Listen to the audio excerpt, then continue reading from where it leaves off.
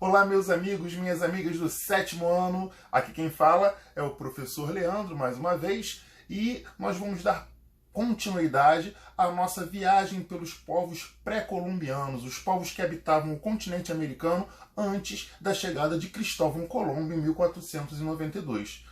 Ou seja, os reais donos dessa terra. Lembrando que essa questão de descobrimento a gente acaba deixando um pouco de lado, né? Foi um encontro de culturas, como a gente já viu em aulas anteriores. Pois bem, hoje falaremos do povo asteca, uma das mais importantes civilizações pré-colombianas que começaram a ocupar ali a região do Planalto do México por volta do século XII, quer dizer, 3 séculos antes da descoberta propriamente dita. Certo?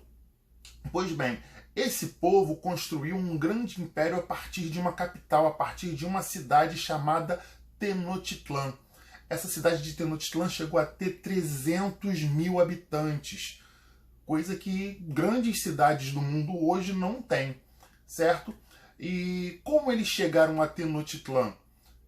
Eles vieram descendo ali da região onde hoje a gente chama de Califórnia, nos Estados Unidos. Eles vêm descendo ali e, de acordo com a lenda, com a mitologia asteca, o líder pediu um sinal aos deuses para que ele soubesse onde ele iria fixar a sua moradia, onde ele iria fixar a sua cidade e construir o seu império a partir dessa cidade.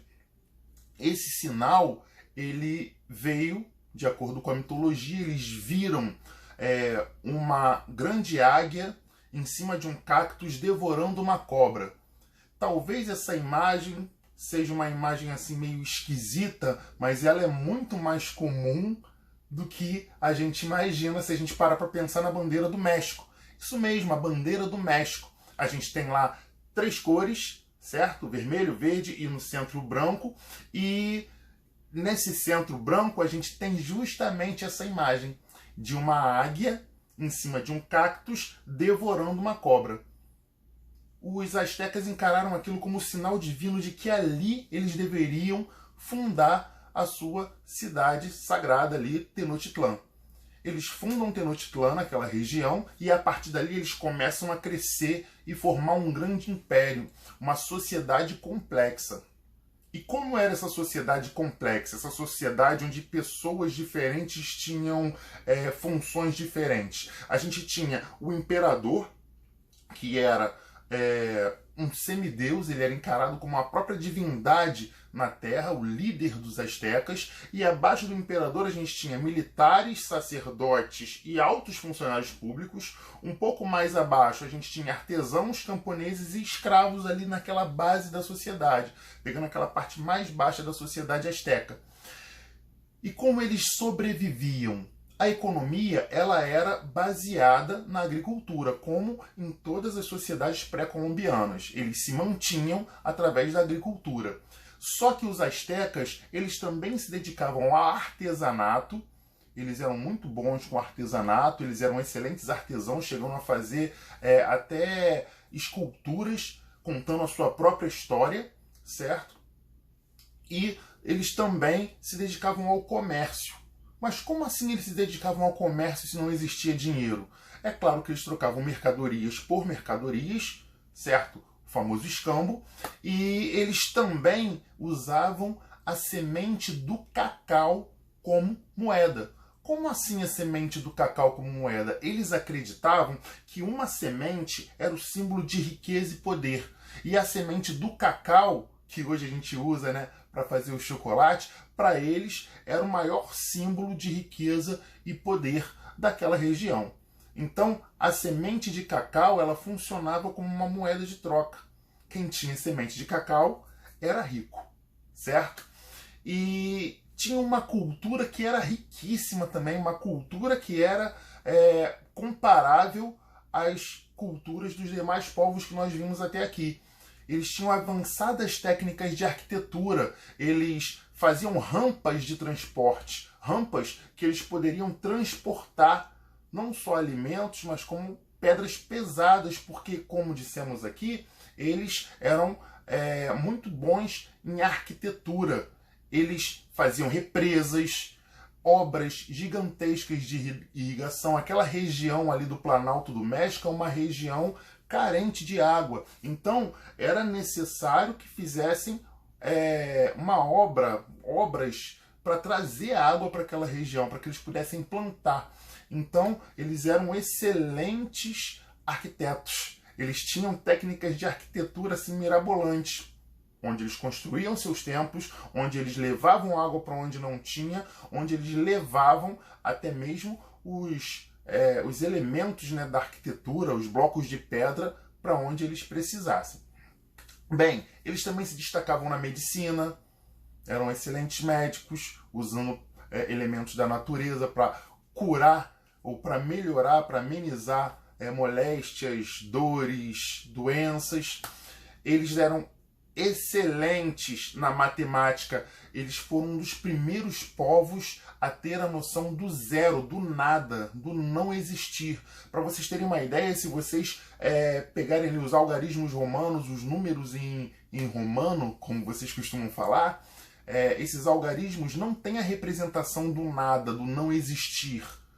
E eles já tinham essa noção que era super complexa. Os matemáticos eles costumam encarar como uma noção super complexa, você representar o que você não tem, você representar o nada. E eles faziam isso na matemática. Sem contar que essa matemática ajudava nos cálculos da arquitetura, das construções maravilhosas que eles faziam. Outra questão que eles eram muito bons era na astronomia. Assim como os maias, eles também observavam muito o céu para ver a melhor época para plantar, para colher, para ver até a melhor época para entrar em guerra, que eles eram danados para conquistar outros povos. Então, os astecas, eles também observavam muito o céu, eles também eram excelentes astrônomos, a ponto de chegar a calcular, com esse conhecimento matemático que também tinham, que o ano, a volta que a Terra dá em torno do Sol, demorava 365 dias. Vejam só isso no século XIII, sem influência dos europeus. Então eles já dominavam essa noção de tempo que a Terra demorava para dar a volta ao Sol. Na religião, eles também eram politeístas, acreditavam em vários deuses. Eles tinham o deus do sol do meio-dia, que eles chamavam de Quetzalcoatl. É um nome complicado, é um nome esquisito, mas era a principal divindade deles ali, era o cara que tinha mais, era o deus que tinha mais adeptos, né, mais pessoas ali seguindo, que era o deus do sol do meio-dia, mas eles também tinham deus que representavam a noite, deus que representavam a chuva, tudo com esses nomes assim, bem diferentes, né, porque são nomes mexicas, nomes da cultura asteca. Bom, eles também faziam sacrifícios, assim como os maias sacrificavam pessoas para agradar os seus deuses, para terem melhores colheitas, para acalmar os ânimos desses deuses, enfim. Eles faziam sacrifícios e eles também, assim como os maias, acreditavam em ciclos de 52 anos. O que isso quer dizer? Eles acreditavam que a cada 52 anos se iniciava um novo ciclo e as coisas se repetiam.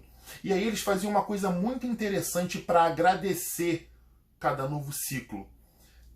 Cada ciclo de 52 anos que terminava, eles ficavam tão gratos pelo mundo não ter acabado, pelos deuses terem sido benevolentes e permitirem que eles tivessem mais um ciclo a cumprir, que eles construíam sobre os templos que já existiam, templos ainda maiores.